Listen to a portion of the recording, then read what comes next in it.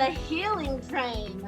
I am your conductor, otherwise your coach, Bevon Squires, and today we are sponsored by Spirit Source Connection. I am just so thrilled about bringing this new segment to you, the Healing Train. This is where ordinary people come and tell us all about their extraordinary journeys to all of their magnificent achievements. We all know that success happens over time, not overnight. And through that success and that journey, there are many ups and downs, hills and valleys, twists and turns. And so today we're going to take you on a trip with Mr. Marty Goens, and he's going to tell you all about his wonderful, magnificent life. He's going to tell you about the hard times and what encouraged him to continue moving forward. He's going to tell you all about his accomplishments. Marty is a warm-hearted individual. He is a giver. Marty is a husband, a proud husband, and he is a father. He is a member of the community, and he is my friend. And so with that, Marty, will you come on and say a few words to the people? Well, first of all, I want to thank you for this opportunity. I mean, I am so humble and so appreciative and grateful that we had a chance, after all the years of knowing each other, to come together at such a time as this. I've been excited thinking about it, wanted to make sure that I'm my authentic self, as you described.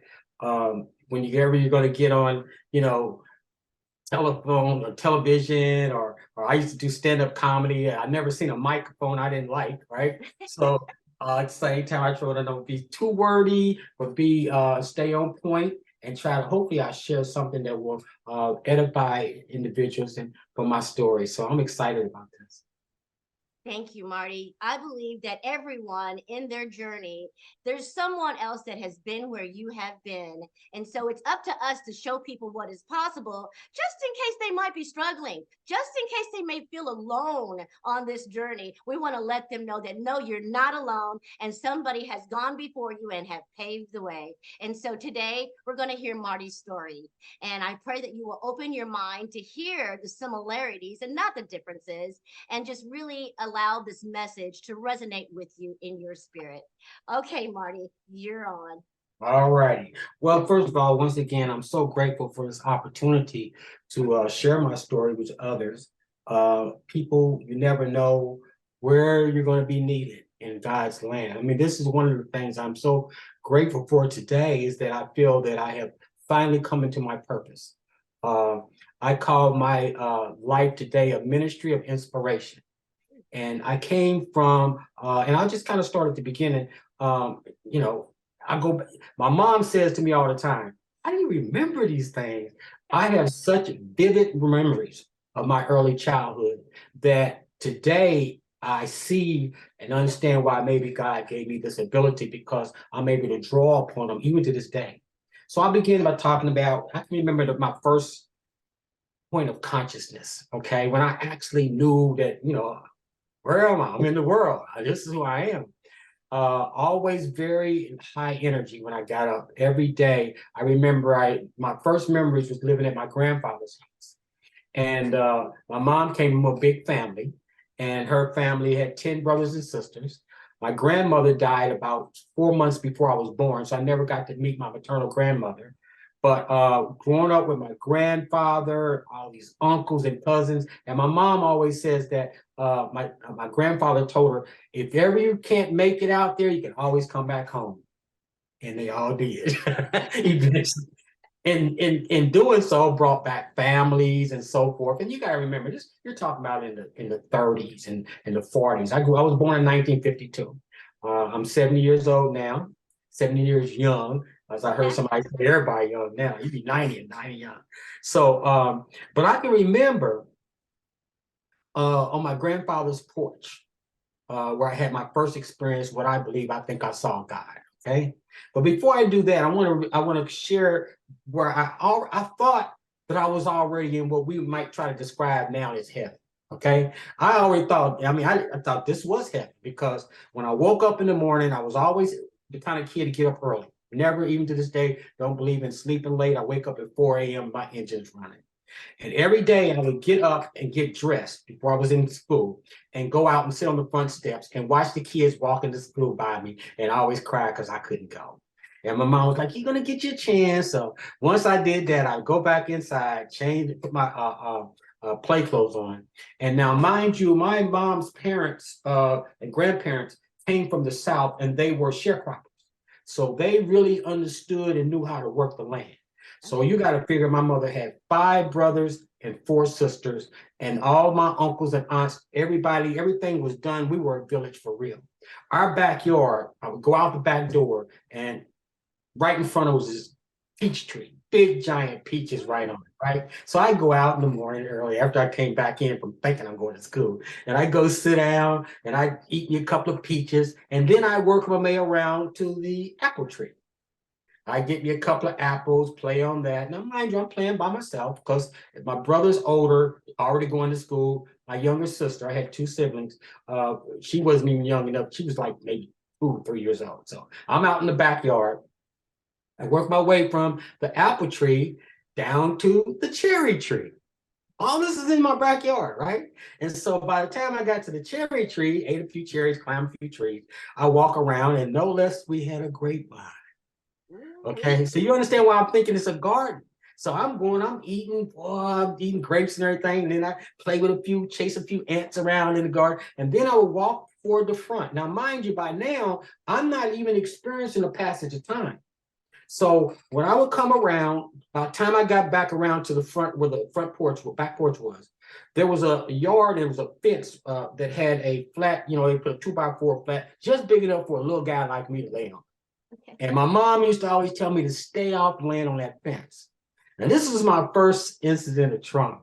So one day I'm up in the Garden of Eden, as I would like to call it, just enjoying myself. And I can still remember making it around, climbing up on the fence and laying on my back, and God is my witness, I can still see the brilliance of the blue sky and the clouds, and I'm thinking, boy, life is good. And then I heard it.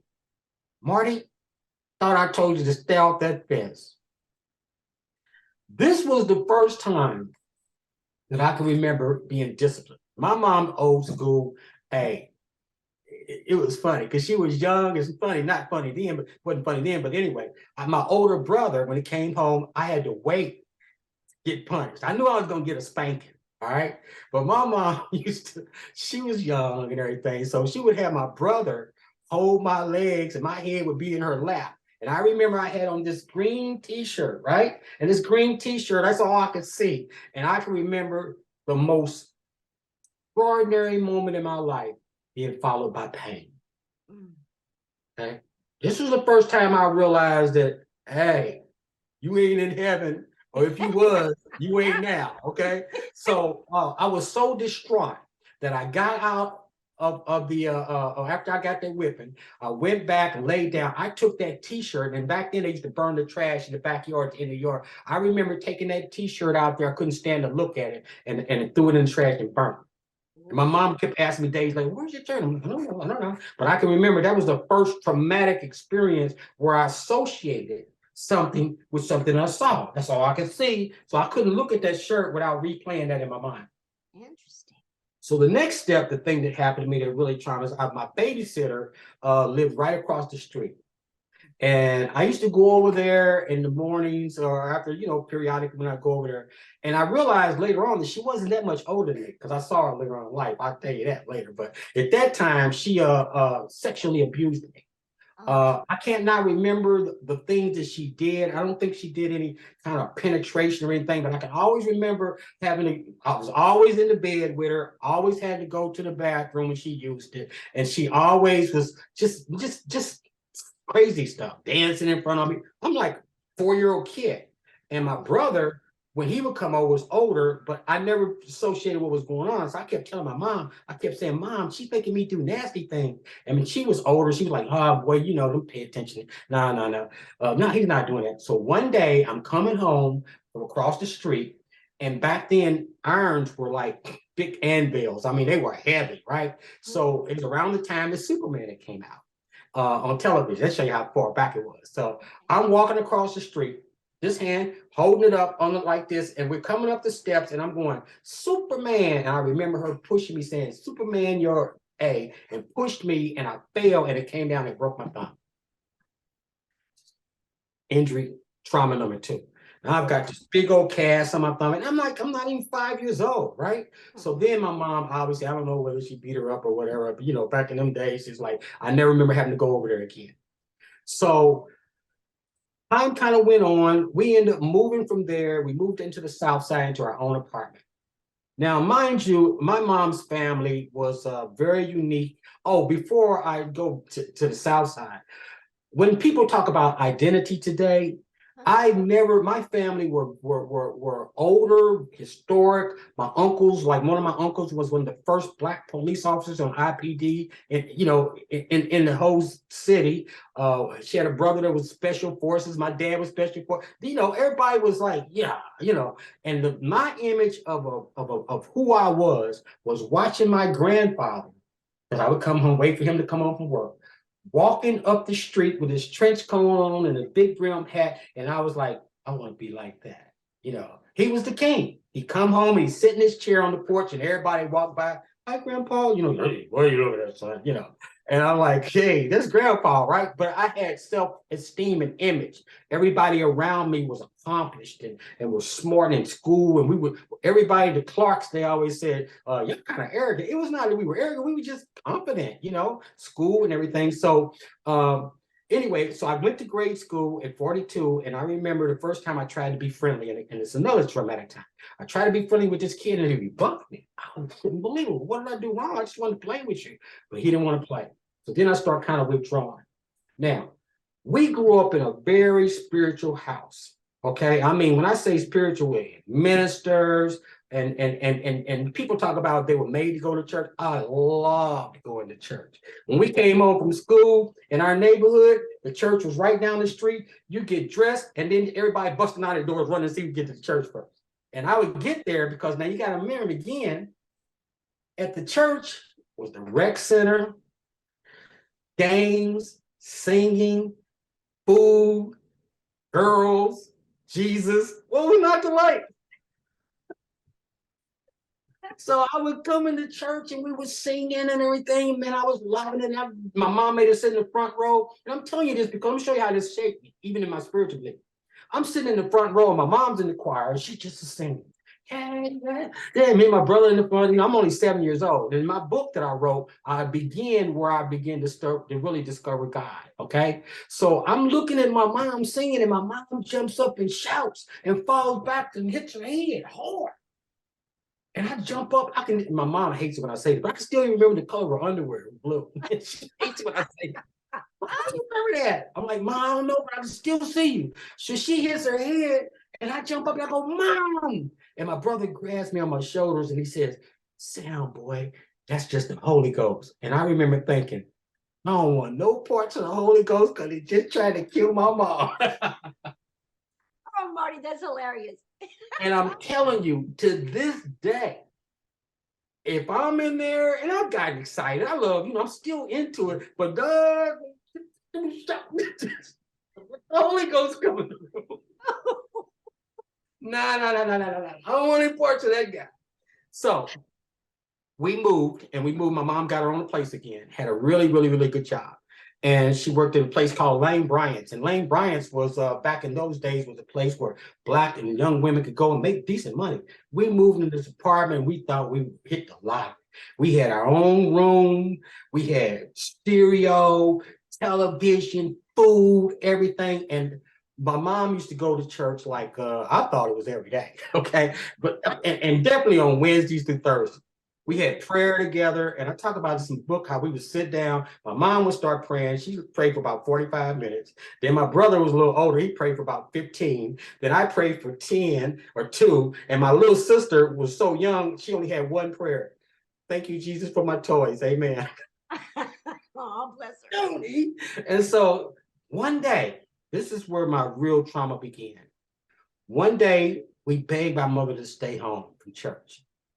I had a dream, and I'm always reluctant to talk about this because I don't want to try to sound mystical. But I truly saw this vision of myself being carried over a man's shoulder in a very tall building. And it was disturbing because what is this about? The day my mother left us home, we used to make bow and arrows. I'd go in to make them and everything homemade with sticks. My brother was the Indian, and me and my sister were standing behind the pillows, and my brother raised up and shot me and hit me in my right eye, right here, at 9 years old. It just seemed like a glass cracking. That's all I remember. Called my mom. Somehow, we got in touch with the church. She came home. The minister brought her home. He was carrying me over his shoulder, walking into what is known as Eskenazi Hospital, the General Hospital. And I saw that building from over his shoulder. I saw this. Okay. That was a defining moment in my life because I'm young. I think I'm like about maybe 9, 10 or something. And at that time, surgery wasn't what it is today. And my retina had detached. And they tried to attach it back. That's why the scarring on my eye, they used to actually go in with knives and stuff, so forth. Not to be too graphic, but it didn't work. I can remember standing in the doctor's office, and this right here defined me. I'm standing in the room, and I noticed that I started being able to see a little bit out of my eye. And I can still see my mother sitting in the corner talking to the doctor. And I said, "Doc, I can see." And he was very solemn. He says, "Yeah." He said, "I can see he'll probably get a little vision back and forth. We hope it'll come back and everything." But he was telling my mother that I don't want him to play any basketball, any football, any baseball, no wrestling.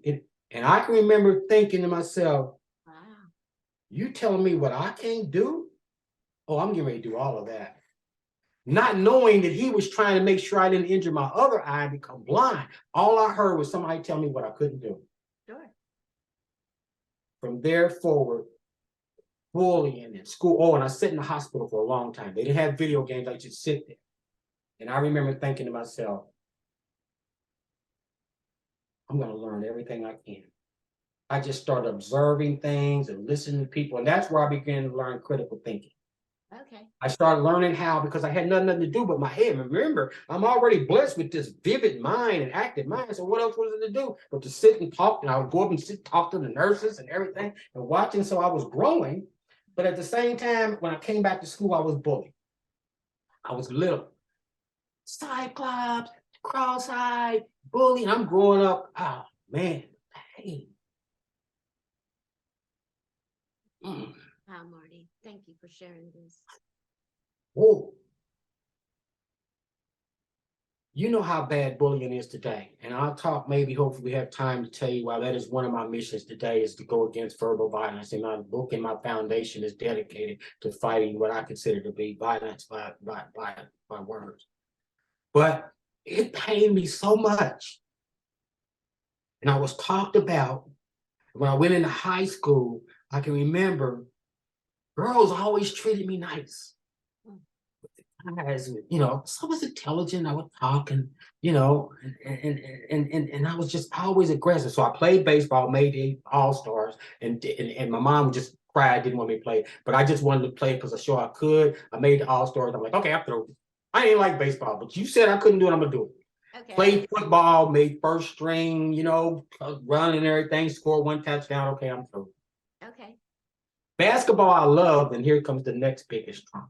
I was really, really playing basketball as hard as I could. And what happened was I went and made this freshman team, starting guard. I came back to the sophomore year, and I just knew I made it. And I went down to the locker room after the tryouts, and the guy said, "Marty, you didn't make it." I'm like, "Get out of here. I'm one of the best players on the school." And he goes, "No." Find out later on that the coach cut me because of my eye. Oh, no. I was so hurt. But I didn't find that out till years later. To a mutual friend. He said, "Man, you never know why he cut you." That shaped me to who I am today. Okay. Because I look at kids today with challenges and everything, and that's why I like working with special needs kids and watching them overcome their challenges. I taught in school with challenged kids and autism, and I realized that I use that for determination in my business life today. I'm like, look, kid, don't give up. I have managed to make a kind of speed the story. After I got out of high school, I got married early, had a little child. We kind of all grew up, and we was the typical "y'all ain't gonna make it" story, right? Okay. Mhm. Well, as would be known, and her mother recently just passed away, but all three of us, the three little statistics, her mother ended up with two master's degrees that ended up, wait a minute, because she's still in high school, she got pregnant, and she worked with kids that were like us, me and her. You good at that, ain't you? She be looking at them like, nah, you can't fool me. I went on to get my bachelor's degree in psychology and criminology because I wanted to grow up and defend again the people of my era, civil rights and everything. And my daughter graduated from Ball State. Was one of the first Black cheerleaders there. She went on to work for Sony, and now she works for um, a college where she recruits kids from all over around the world, and she works from home. And my granddaughter is now at the University of Kentucky, her daughter, and she's getting ready to graduate with a degree in psychology and theology. Oh, wow. That is so amazing. We were the ones that weren't going to make it. Mm. So I had a great business career. Indiana Black Expo was my first big client. I was able to design their entire corporate packaging. I was young. I was rubbing elbows. I was eating lunch in the governor's house. I could walk up to the mayor's office because the president of Black Expo worked for the mayor at the time. And that's how I started introducing and learn how to network. All along, and I want to back up, there was a period of time where when I first got out of high school, I never touched a drink or alcohol or anything until I was 20 years old. And then I was trying to fit in with some cousins. So I was they were smoking weed and I wanted to be like them. And I thought drunk and high was the same. They were like, "Get drunk," So I was like, that wasn't for me. And never needed anything to stimulate me, but I was trying to fit in. So I found my religious center. I became a member of the Church of Christ in my early 20s. And I'm 50 years in, and I loved it. I had a chance to learn about spirituality. I learned about the Bible and studying it. But as I grew, I began to realize I didn't really want to be a preacher, but I wanted to minister. Now, in my book, which The Eternal Noun, A Moment That Never Ends, the question came to me about eternity. And I used to imagine, I was sitting on my grandfather's porch back a little bit, and this is where I first got my spiritual experience. We used to sing when it rained real hard. We would get out on the porch, all my cousins, and it would just be thunderstorming and everything. And I've got a picture of me at that age. I gotta show you this because I'm so cute. And this is Oh, you. that's me. Oh, And wow. yeah, that's me in the book. And I'm doing that picture because what it was is that I was standing on the porch, and after the rain stopped, the clouds, how real clear and moving, and I looked up and I could have swore I thought God looked behind and looked dead at me. Hey, there is a God. Aw. Well, my brother and sister were like my bookend angels. And this is the other page I want to share. That's us and a little kid. That's about the time when I was at my grandfather's house. I'm in the Okay. middle. Raise it And up my just a bit. Raise it. There you go. Oh, yeah. Okay, I see you guys now. Yeah, so Okay. that's my favorite picture because my sister was younger than me and my brother was older. Both of them had passed away. But at that time, they were the bookends of my life. My brother was the one that told me about the Holy Ghost. Thank you very much. And also, when I got ready to get baptized for the first time, I was trying to hold my breath like this. My brother said, "You're going to drown." So when I got baptized at 7 years old, I truly thought I was not going to live. I was still willing to do it though. Even though I knew this is it, dude. You know what I'm saying? I'm alive. So I'm like, okay, I got a chance. So I went forward. I got into business early, started doing different things and making a lot of money and started getting a lot of prestige and everything. And then my father, who I had an estranged relationship with, when we just start kind of pulling it together, he ended up dying of cancer. Oh, But here's the next tragedy in my life. This is what drove me into hard drugs and abuse. okay. I was doing a job for Black Expo at the time, and my father was a very successful businessman. I mean, he died with probably over $1 million estate. didn't leave a dime, anything any of us. Not that it mattered, but he was trying to kind of establish relationship. I was telling him I loved him. So I'm in his basement one day and he comes down, he says, look, son, he said, I need you to go on home. I mean, it's his photo shoot, studio. I need you to go on home because I need to go to bed. I'm like, Dad, I gotta finish this. He says, what's that got to do with me? I said, well, man, you're my father. My father looked at me and told me, he said, son, you know what? I'm gonna tell you something. He said, I've lived a great life, man. And if I never see you again the rest of my life, it wouldn't bother me at all. My father told me this as a grown man standing just like we're talking. Oh, Fast forward 6 months later, my father noticed he had some trouble with sick, and he ended up having cancer, and they found it. And I remember coming to the hospital the last day he was in the hospital, and the room was full of people, trauma number 2, 3, 4, whatever it is. And he walks out, everybody walks out of the door, and I walk over to the bed and lift my father up in my arms, and he opens his eyes, and I was the last person he saw on this planet. And he died. Yeah. I was so despondent. That was the only time, because we were starting to mend our relationship, that I actually didn't abandon God, but I thought he had abandoned me. And I got into, I don't care. So I was so distraught. It turns out that a cousin of mine who was mixed up in that, life, and I was living with him. And one day I walked through and saw them using some drugs, and I was like, "What is that?" And they were like, "You don't want to mess with that." I sure don't. But anyway, I didn't, but I tried it. And I remember when I first tried it, I said, "I'm getting ready to make $1 million." Need I say more? I didn't pick it up anymore, and guess what? I darn near did. I was so successful at dealing these drugs that God had to sit me down.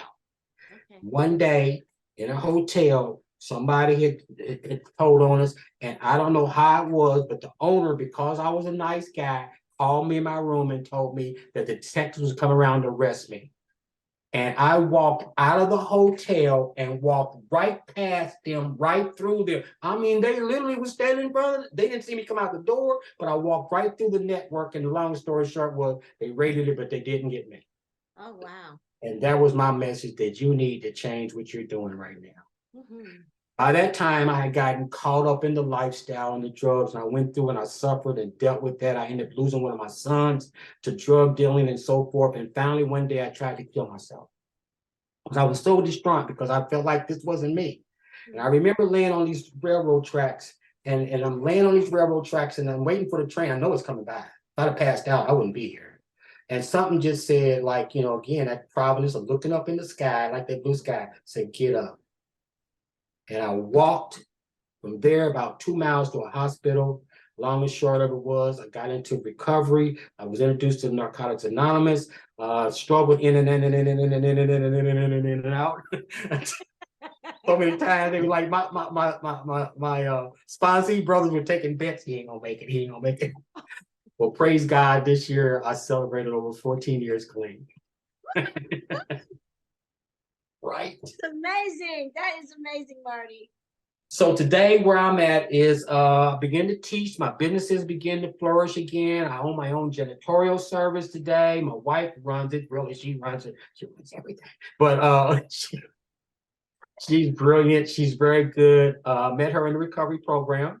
You would have never thought the two of us, we're the polar opposites, but I'm a lot older than her, but it really taught me, to slow down and to learn. And so where I'm at today is I finally started getting my footing. I met some business partners. I've traveled to Germany. I've got a business partner in Germany. I've been over to Germany, Switzerland. I've been all around the country and the world not around the world. I've been to Alaska, all over the United States, Mexico, and Germany. And now I'm working as a GSA scheduled participating deal. I can sell to the government, and you got to have a special to do that. I've got business partners everywhere, and then recently I kept working on my book. I started my foundation. I met this man in an alley, just emptying my trash. He's just showing shot angels. You never know what you're gonna do. I met this guy in an alley. and I'm doing this because he was polishing his BMW, old school. And I go over, me once again, never seen a platform I didn't like. Hey, what's your name? Talking to him. He said, I'm retired. And what are you retired from? Turns out, make a long story short, this man was retired, a lawyer, president. His girlfriend lived there. They're married now. And we got there. And so I went back over to him and said, would you be my mentor? I said, what do you want to do? And I gave him this big grand finale idea. And he's like, okay. He said, how much money you think you need? I said, about $200,000. He said, $200,000? He said, I got friends that carry that around their pocket. That ain't no money. He said, but I'm gonna tell you something. I'm gonna help you. But remember this: people invest in people and not just ideas. And see, I see some of the greatest ideas on paper ain't worth the paper they're written on. So I started learning how to build my character. By that time, I'm in recovery. He comes up to me one day and he says, hey, I got something I want you to do. I said, what's that? He actually gave me a position in his firm where I worked with HIV patients and as a facilitator, one of 6 in the whole state. And he sent me a check of roughly $2,500 to $3,000 a month every month for 7 straight years. Oh my goodness, how amazing is that? The ministry that I'm in now, which is called Eternal Now Ministries, eternalnowministries.org. He's the one that got me started because he saw me in a play playing a ministry. He kept saying, that's your calling right there. Like, no. He kept on. But when he retired from Indianapolis and his foundation, he said, I'm moving to St. Croix and I'm moving to Denver, so I'll be seeing you. But before I go, he handed me a check for $10,000 to start. I met this man in an alley, just talking to him. Then when he left, I started the foundation, got in there. Then he sent me another check for $5,000. Then he came back in town and had dinner with me and gave me another check for $5,000. And to this day, 6 years, he's been a benefactor every year. And this year our goal is $120,000. Wow. And I finally was able to publish my book, The Eternal Now, A Moment That Never Ends. And where that name came from, I'd say in the beginning of the book, I always wondered, like, what I think I understand spirituality until I try to explain it. Okay. You know what I'm saying? So like, well, what is it that, you use all these different things, but what really, remember when I told you when I was in my grandfather's backyard and I wondered, well, what would eternity, what a billion years from now, would I get bored? Where would I be? What would I be talking about? And I realized that eternity is like that great moment that never ends. There's no passage of time. And that's what I believe, that if I stay in the moment, I'm in eternity. And the only time I get out of it is when I start measuring it by carnal and physical things. Thus, the eternal now, a moment that never ends. I get up every morning at 4 o'clock in the morning. I study. I've been doing this for 6 years, and I send out a brief text message, and I always end with God empowers. To acknowledge it's a non-religious 501c3. I had people from all faiths, no faiths, and I got to tell you one quick funny story. I was working with this guy, and I come in one day, and he said, "Hey man, I didn't get my message this morning because I sent him out at 5:30." And I said, "Look, let me send it to you now." He said, "Never mind." He said, "I use it for an alarm clock when it goes off my text." He was the first person to buy my book 6 years later. So that's where I'm at today. I'm so happy to be connected with you in this ministry. I'm looking forward to whatever time, I tell everybody I live on house money now. Every morning, God gives me some chips and say, use them wisely. Yes, sir. And that's what I do now. I was in a car accident and I basically have a broken neck or a neck injury that doesn't allow me to function too much. And so I believe this was God's way of slowing me down and saying, no, this is what I want you to do to that point. So in December, next month, I'll be flying to Denver to meet my benefactor again and discussing how we move forward this year. Marty, that is so amazing. Thank you so much for your story. Oh my God, thank you so much for trusting us with your truth and trusting us with your trauma. I'm just so grateful to know you, Marty. I'm so grateful that you came on here to let people know that no matter what kind of trauma you've gone through in your life, whether sexual bullying, drugs, and you know what? One thing about me, you know what I'm grateful for? Dad, you can't shame me about anything that I did, because one of the reasons why I could never get clean was because I kept on beating myself up because I felt like I let my son down. And my minister said to me, he said, "Do you believe in God?" I'm like, "Yeah." He said, "Do you believe he's forgiven you?" I said, "Yeah." He said, "Well, who are you? Hold yourself something hostage that God has let go of." Oh Ooh, my God. if God can forgive you, then why can't you forgive yourself? Right? That. And that's a common problem among people. Yes. Very anger and resentment. So today, when people say, "You want to drink?" I'm like, "Oh, yeah, you want to see me drink?" I just make humor out of it, but I'm not ashamed. Uh, Sure. I'm not proud of it, but I feel like if I don't be honest about the things that I did, and I don't have to go into the details of what I used or what I did. I always make a joke about it, like, "Well, what could we?" I like, if you wasn't there, just use your imagination. I ain't confessing nothing.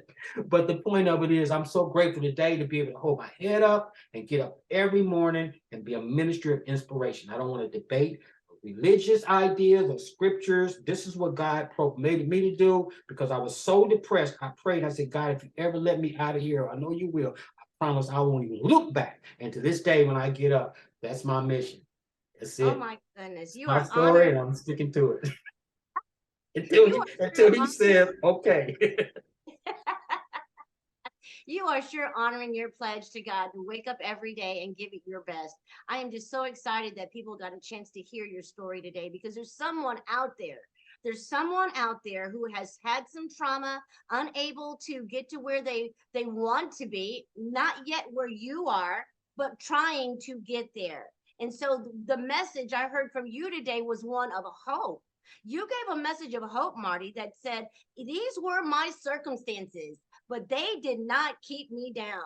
I had many situations and circumstances in my life, but I, through the grace of God, was able to rise above them, and not only just rise, but to thrive." Try to Marty, thrive. I You have know a what? Go ahead. Before you say, I want to say one thing before I forget, because I'm at that age where you give me too much time, I will forget. You said something in the beginning about how we don't, and we have this saying in the program, you don't recover overnight, right? It's a process. But you know what really got me up off my center when I kept on using that as an excuse, right? You don't recover overnight. One time God spoke to me, and I listened to him and everything, and he says, "No, we don't recover overnight, but at some point tonight needs to be the night for something to be over." Yeah, I ain't saying everything, but some things you can't keep on kicking the can down the road. And such as it was, that's when I stopped using. When I said, "You know what? So tonight, I may not have all these others together." I looked in the mirror and I said, 14, almost 15 years ago, when I walk away, I don't know who you are, but I'll never see you again. And my desire to use drugs left me all completely. And I have not had the root, even the desire to pick up and just enforce morality, right? Lacks the power of when we choose to serve God. Oh my goodness. It sounds like you have allowed yourself permission to heal, Marty. That's That's what it. it sounds like. It sounds like you gave yourself permission to be done with that life and to look for new horizons. Yeah. And and God played such a role in keeping you through all of those situations and The whole circumstances. thing. And Yeah. then to meet your benefactor in the alley. They And say you beware how know, you treat strangers. You don't ever know who you you talking may to. be you may be entertaining angels Angels unawares. unknowingly, yeah. I tell you this Exactly. thing, unbelievable. This man is super wealthy. I mean, I'm not even gonna lie. This man had a foundation of $40 million. Isn't it an alley in the middle of the hood? And Okay. you had no idea. No idea. Didn't even know that for a long time. Right. But God knew. Didn't, God knew. just Because like we, he knew you. That one day we would be sitting there at this conversation. yes, he knew it. And he gave me your name. He said, "Call Marty." I didn't even know that you, well, I had heard you wrote a book. Yeah. And I said, "Marty wrote a book? I better call and see what his Well, I book heard is about about." yours first. And I was like, what? What? And when a mutual friend of ours told me, he said, "Oh man, the book is beautiful and everything." So I said yours should be there by Wednesday. I was hoping you'd have it before now. Yeah, But I hope so too, but that's okay. I'll have it on Wednesday. yeah, yeah. And this is So now just a tell the beginning. people where they can buy your book. You can go to Amazon.com. Again, the And name is The Eternal Now, A Moment That Never Ends. And also, My foundation is eternalnowministries.org. Okay, all together, eternalnowministries.org, and you open it up, you'll get a chance to see my programs. My chief program is going to be I'm working on. I've been giving scholarships and money away. I was getting money away so fast. My benefactor kept asking me, so when you gonna write the book? When you gonna write the book? I'm like, I'm working on it. I'm working on it. I got to tell you this. On the book, my graphic art partner that I had for 40 years of work, he did the artwork, John Hurst in here. I just turned it over to him. I said, John, we're going to collaborate. I'm doing the writing and everything. It's a collaboration of all my text messaging over 4 years, and along with art, some art that I did. I painted a picture that this is maybe a sample of the type of work that I do. I painted that picture for my brother before he died. That was a picture that expressed how, I actually did that in charcoal. I painted that myself. So I'm an artist also. But this art friend of mine, who we've been partners for 40 years, he had gotten sick and we was working on the book. And so finally, when he sent me the last proof of the book that he has now, he said, hey, man, I'm getting ready. This is the book. Look it over and get back with me. So I'm looking at it. I'm going, oh, my God. When you see this book, I'm just telling you, it's got artwork and photography and all. The angel, his wife is a world-class photographer. Her work's in there too. And so I got this collaboration. I'm looking at this book and I call him up. I'm like, I want to tell him, I'm like, John, I want to tell him, John, you just threw the mic down on this.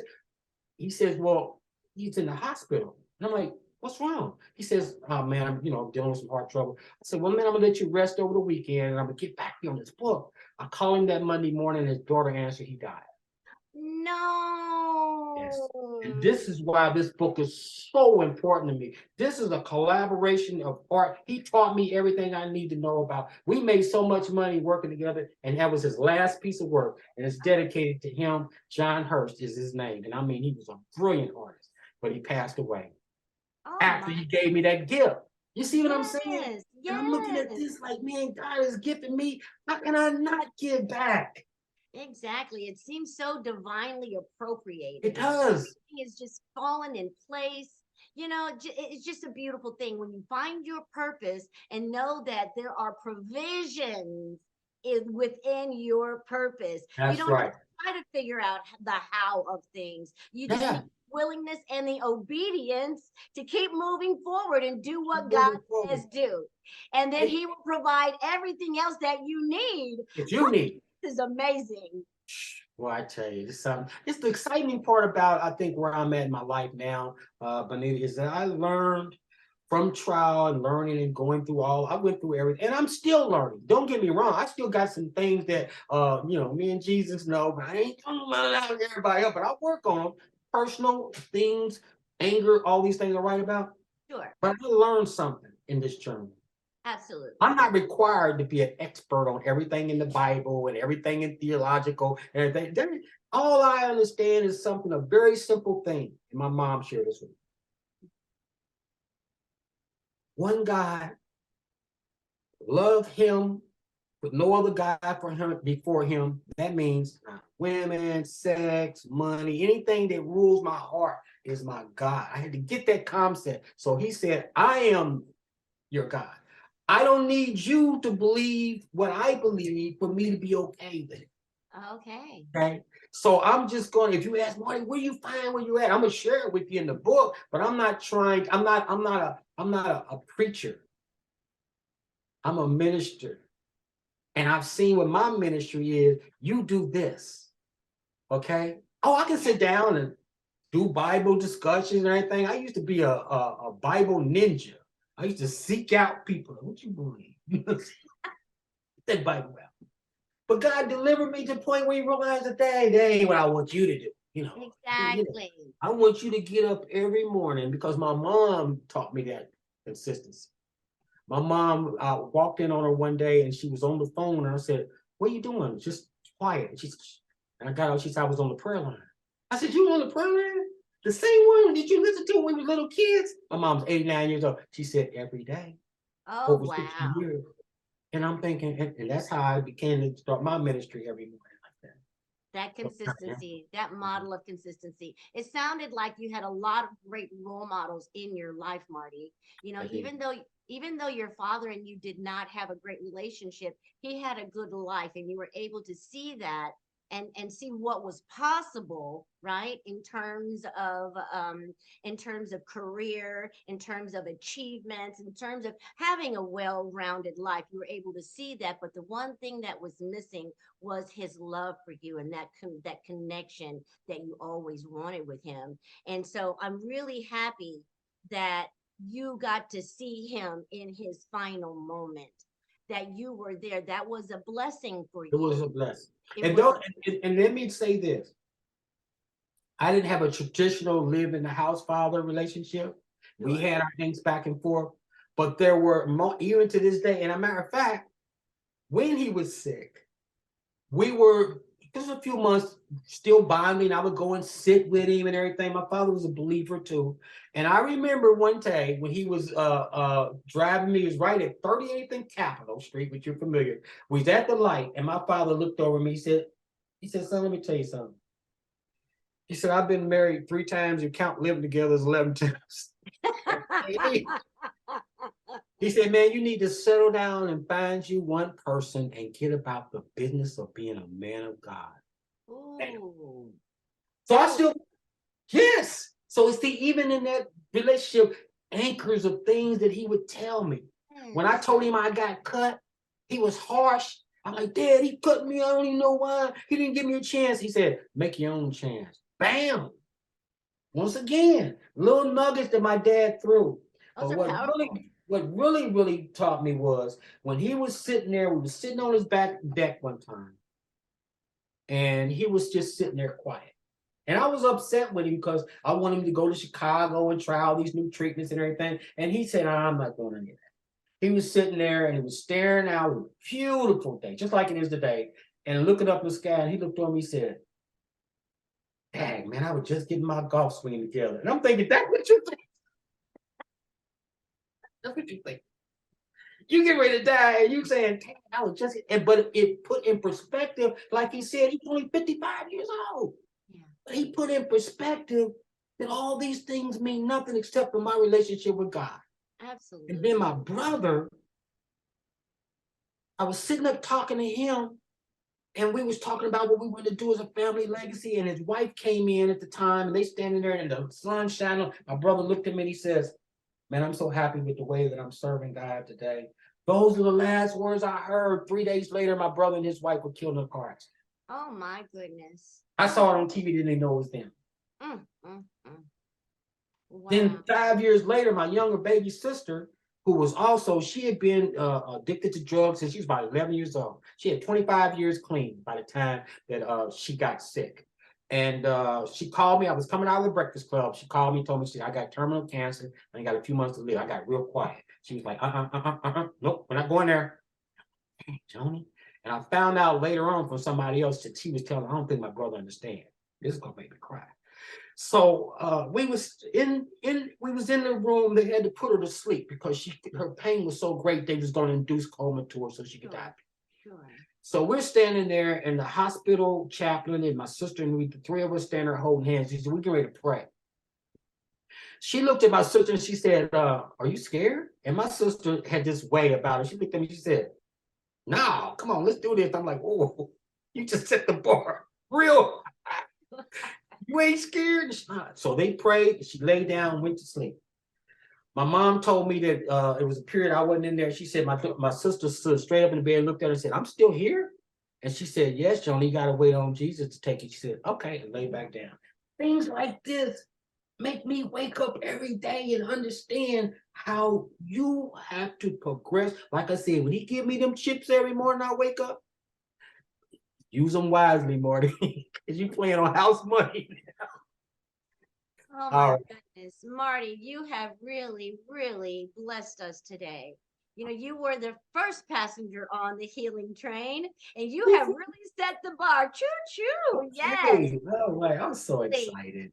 Yes, your authenticity, just your vulnerability, your ability to tell the story, it just really touched us because as we know, what comes from the heart reaches the Deep heart. in the heart. And And I you want to have go around the country. I want to go as far as God will take me and give this story to people live, whatever. I'm just so excited about it. absolutely. Well, we're going to post this on all our social media, Right. platforms, and we're Right. going to make sure that you are able to do this too, because everyone needs to hear your story. Everyone needs to hear that ordinary Peter, people thank can you do so much. extraordinary things and Girl, have amazing, magnificent achievements in life. I am just so grateful to have you here. thank you. Everyone, this is Marty Goens. Please go out and grab his book, Eternal Now. Eternal Now. The That's moment that never ends. the moment that That's never what it is. ends, and eternalnowministries.org. Thank you Yep. again, Marty, so much for Thank you, spending Benita. with us. And if you know anyone else that's ordinary with an extraordinary story, give them our email address, b.bonSquires@gmail.com, or they can go to our website at www.spiritsourceconnection.com. All right, guys, that's going to wrap it up for us this time, and we'll see you next time on the Healing Train. Have an eternal now day. Thank you, Benita. Have a great one. Bye bye.